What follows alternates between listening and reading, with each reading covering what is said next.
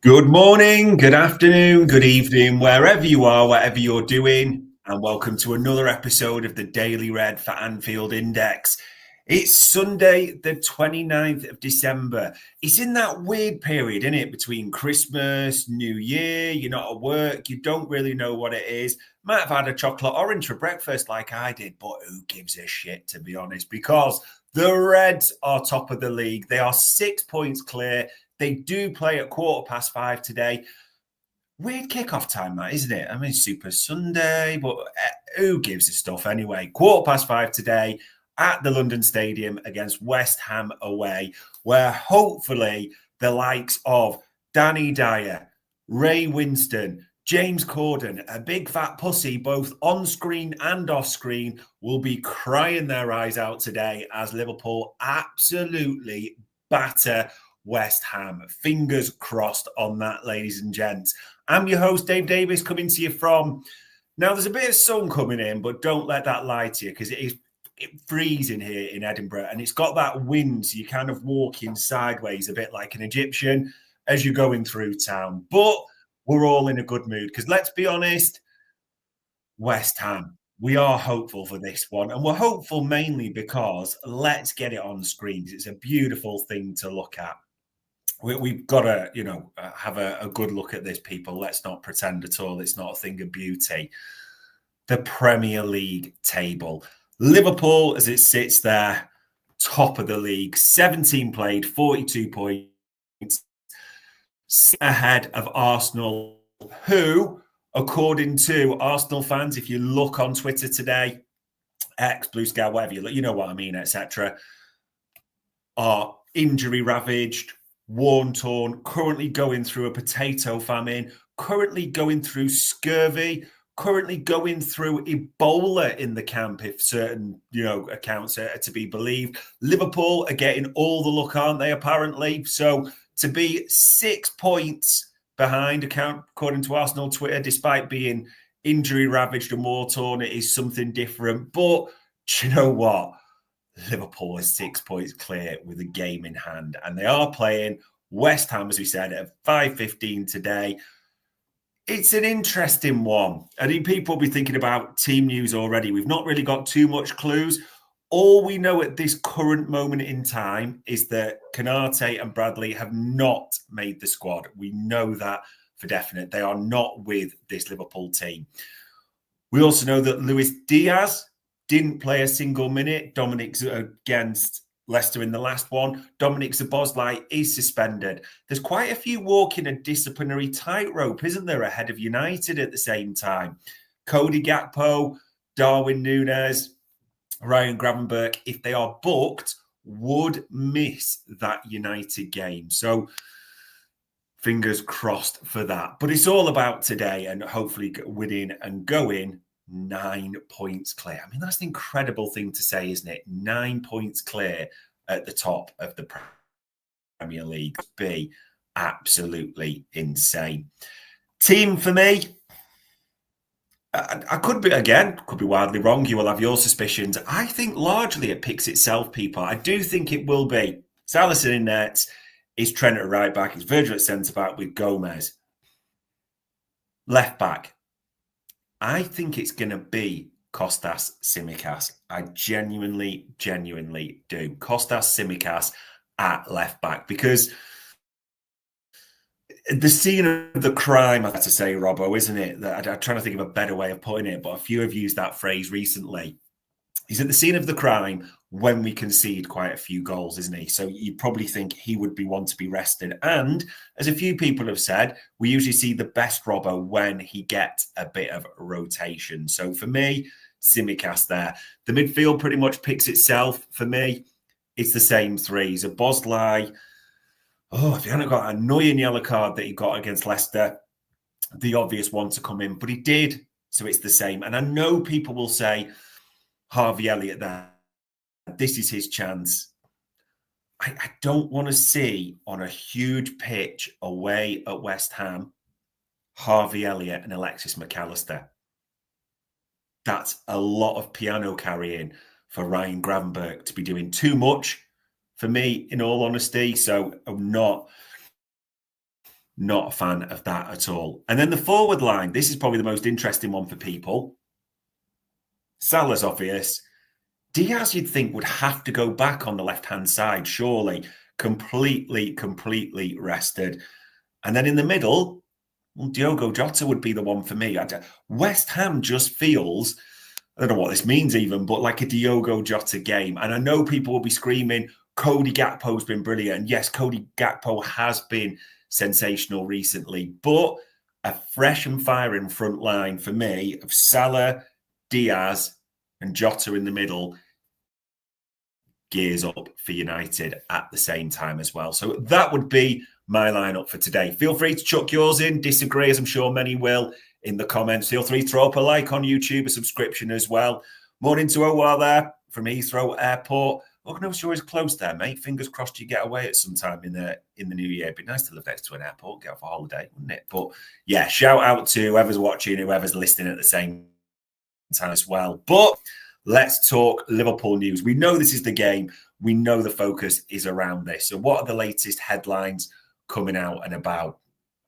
Rather than sort of delving too far away, I actually just want to share a little bit and stat me up that we did yesterday. And a shout out to Bart's, because I always think, and think Liverpool have learned this, if you've got nerds, use them. That's what they're there for, in all honesty, isn't it? Get that insight, get their input. So he called out a few things, to be fair, around West Ham. And I wasn't aware of this. I know West Ham, I looked at the defence, I looked at the surface level stats, and you think they've shipped 30 goals, which is a lot this season. There's a couple of things that Bart's did call out, though. They should have actually shipped 36. As he put it, they're running hot. But he actually said something else. So let's just play a little bit about West Ham and the shots they concede. Let's have a little listen to this bit.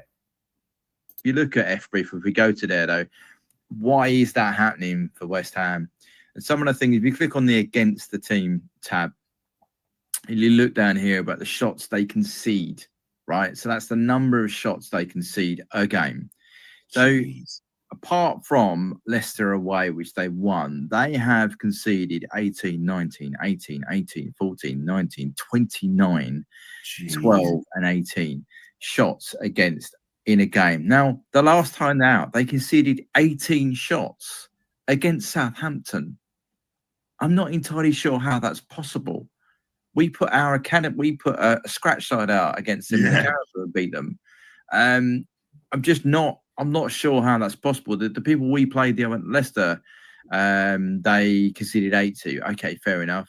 The other one, the last side they played that was, I would say, are having a very good season, Bournemouth, they conceded 29 shots to.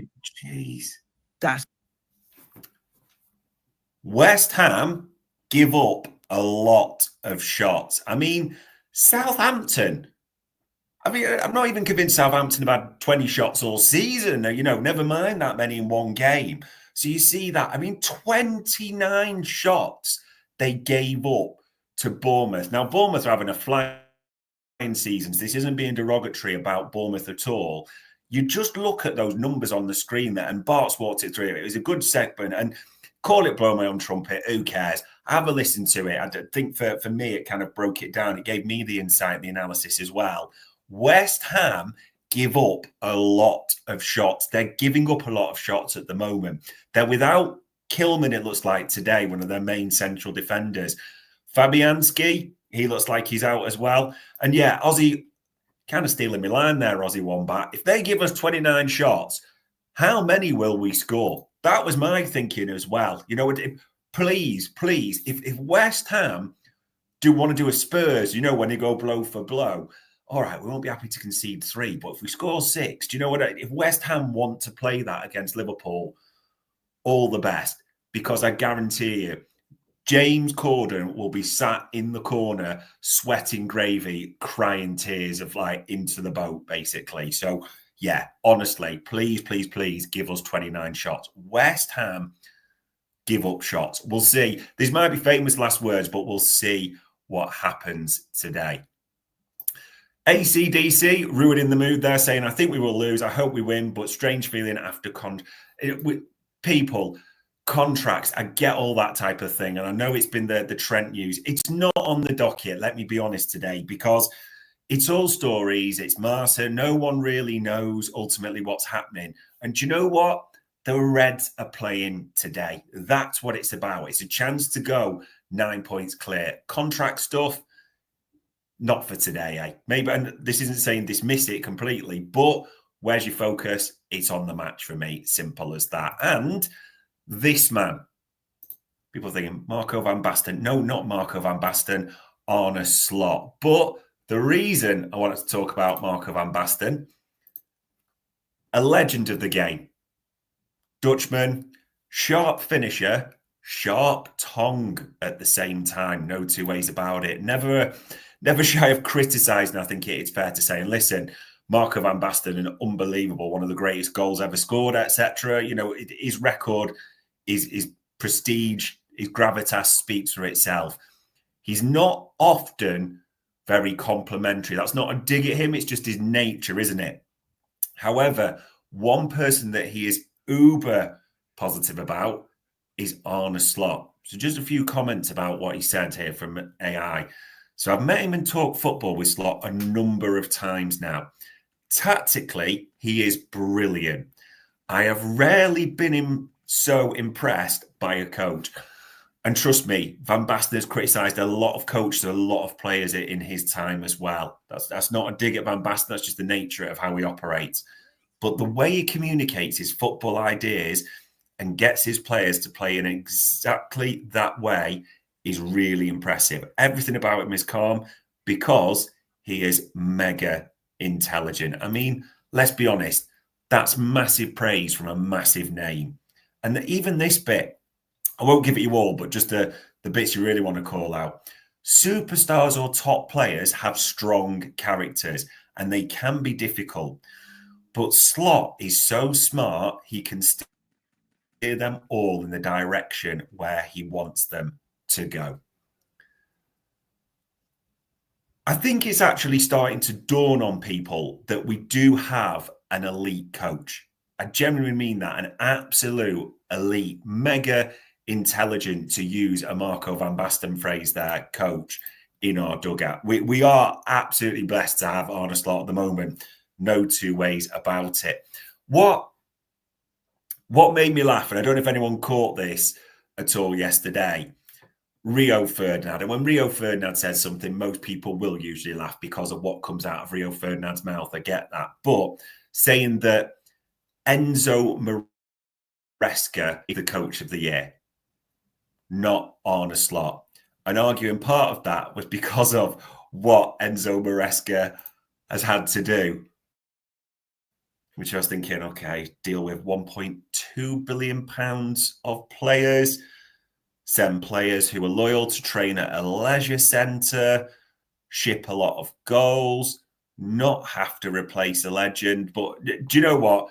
It's all opinions, I suppose. But I think it's important to say when we talk about our manager, our head coach, we are absolutely blessed to have Arne Slot at the club at the moment. So, yeah, so much to be happy about. And not just top of every league, but the way we're playing, the manager, we could go on and on. But we'll get into more stories for you as well. Federico Chiesa, this is an interesting one. There's quite a bit of chat around Chiesa. And this was in an article that's out on Anfield Index. Quite a few links back to Italy, hasn't there? And we want to be honest about this because we'd heard, and we mentioned it on the transfer show that me and Trevor had done. We had heard that Chiesa wasn't settling well, that his other half wasn't exactly ecstatic with life on Merseyside. And there's been a lot of rumours, hasn't there, about Napoli are the latest. Atalanta have been linked with a move to take a lot of suggestion it was on loan. And this bit in the article, frustrations mount over his limited opportunities under Arne Slot. There's a couple of things to this. It wouldn't surprise you at all if Chiesa hasn't quite settled on Merseyside. I don't think that would be a big shock or a big headline-grabbing thing by any means. The second thing is, when you talk about opportunities, Chiesa's been ill 3 separate times. Ill. That's crazy in a way, isn't it, for such a short period? And Slot's talked about his struggle to get in the intensity pre-season, all these types of things. So it's not that he's had limited opportunities, it's that he's had limited availability. That's the phrase, isn't it? Not limited opportunities, limited availability. That's the key thing for me around Chiesa. So when people talk about, there's that bit I don't buy at all. Also, I know people say, could we look at moving someone? Could it be Cherky, etc.? I just don't see it. I know it was £10 million, wasn't it? So it was a low risk move. The smart transaction, if he does want to go, or the smart business, if that makes sense, is keep him around. Say you'll get your chances in January and later in the season. And obviously, if we win the league and big trophies and you want to go, you go with our blessing because we're 10 million. So, we'll get that money back. But here's just some things to think about with Chiesa coming up in the near future. Not impossible he gets minutes in this one today. Look at January, though.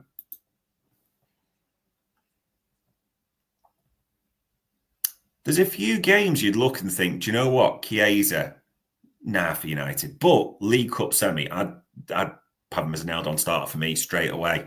If he can go back-to-back at Accrington Stanley, great chance to get minutes.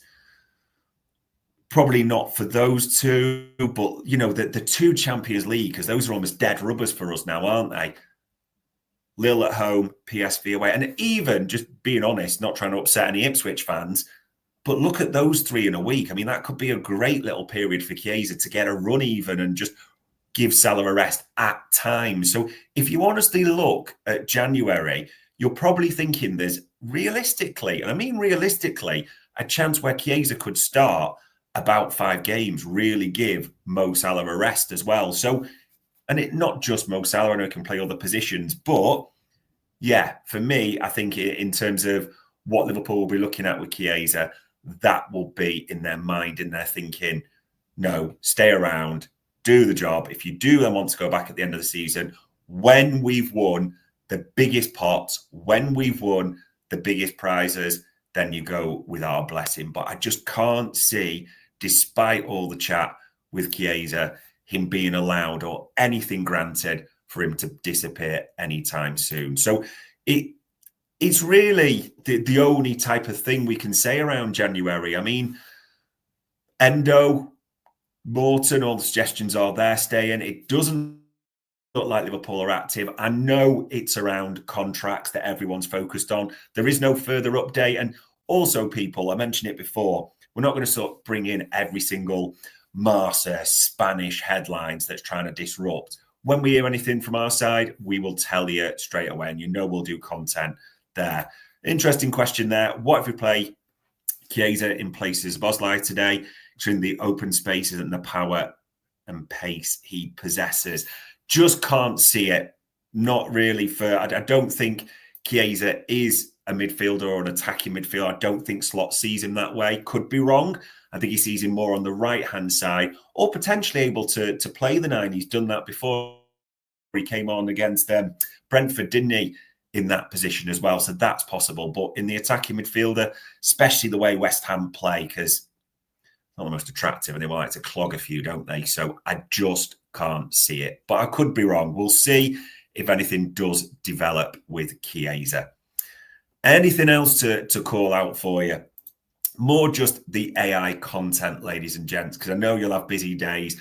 I know there's a lot going on today as well. So in terms of recent shows that are out for you, if we have a look at recent videos that are produced, naturally, you've got me and Bart's. If you missed Stat Me Up at all to take you through, AI is still there at the same time as well.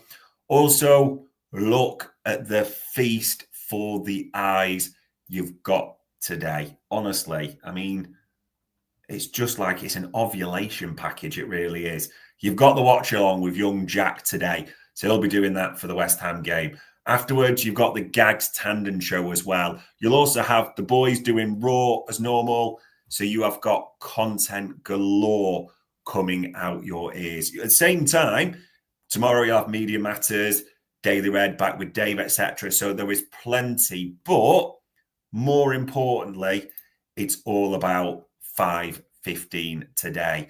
And then you have a scan and think, rivals doing is doing anything. There are no fucking rivals. There's none. The 130 is in the mud. God knows what they'll do. I mean, Leicester are terrible, but you actually wouldn't bet against Leicester. You know, there's nothing there. If you even look at people who could potentially do, I mean, if Ipswich could do us a favour against Chelsea, not that we need it, there's that Arsenal, you've got to wait till New Year's and Brentford. So this is just all about us today. 5:15, it is a massive game.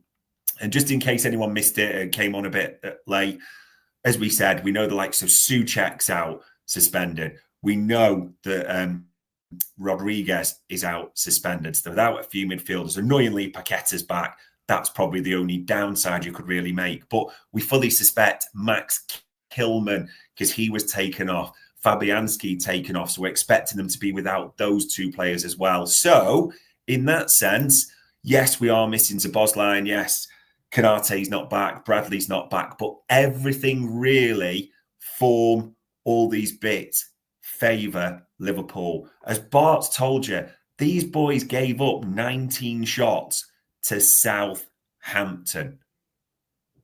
Yeah, you've got to back us to get goals today. We'll see how it develops. And it could be famous last words. But with this ahead of the game, I do want to end with a prediction. So feel free to chuck yours in. I'm intrigued to see what we're feeling, because AC/DC, who've been trying to ruin the mood, say you had a bad feeling about it today. There we go. They're starting to come in.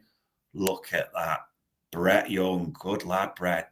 4-0. What an erotic Sunday that would make it, 4-0. For me, I can't get 3-1 out my head. So I'm going to go 3-1. Harley there saying 3-0. 3-0 be even better. But I just think West Ham, either Bowen or Kudus, is going to blam one in, just because that's the nature of West Ham. But I reckon at one stage, they will give us a soft goal. I mean that. A really poor, soft goal will be coming our way, because that's usually what West Ham do.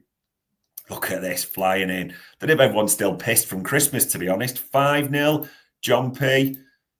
Sai goes 2-0. Fair play, Brett. Yeah, you just win the 3 points. And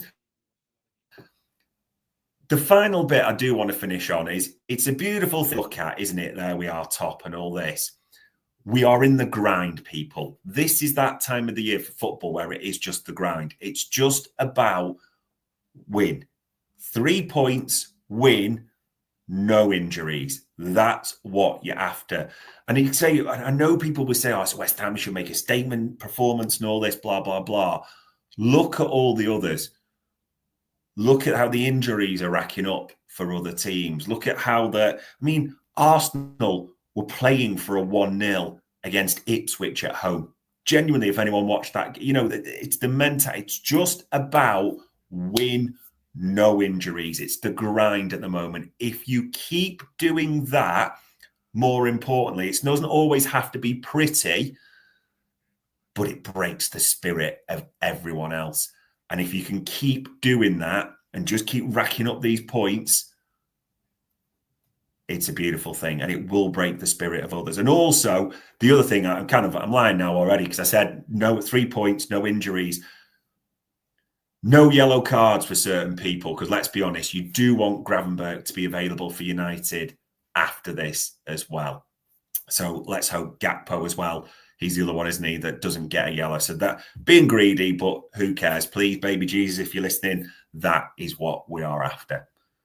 But there you go, ladies and gents. Sunday, the 29th of December at 5:15, in just over 4 hours' time, Liverpool will play at the London Stadium, West Ham. We are hoping for 3 points, no injuries, no yellow cards for those who were nearly suspended as well. And for my final time in 2024, that was the Daily Red. for Anfield Index.